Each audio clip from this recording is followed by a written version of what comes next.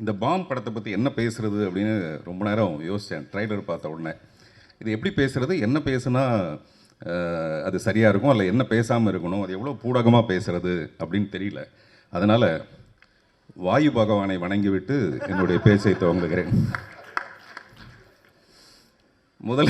முதல்ல இந்த பாம்னு ஒரு டைட்டில்னோன்னா நான் நினச்சேன் ஏதாவது பாம் கலாச்சாரம் சம்மந்தப்பட்டது போல இருக்குது அப்படின்னா. நான் கூட ஹவுஸ்ஃபுல்னு ஒரு படம் பண்ணியிருக்கேன். கோயம்புத்தூர் பாம் பிளாஸ்ட்டை வச்சுக்கிட்டு ஹவுஸ்ஃபுல்னு ஒரு படம் பண்ணி தேசிய விருதெல்லாம் வாங்கியிருக்கேன். அந்த மாதிரியான ஒரு விஷயத்தை எடுத்திருப்பாங்களோ அப்படின்னு சொல்லிட்டு முதல்ல இந்த ட்ரெய்லரை பார்க்குறதுக்கு முன்னாடி இருந்தது.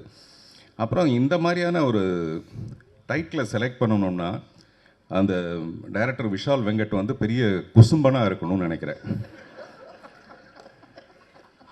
அவர் மிகப்பெரிய குசும்பனாக இருந்தால் மட்டும்தான் இந்த மாதிரி ஒரு டைட்டிலை செலக்ட் பண்ண முடியும்.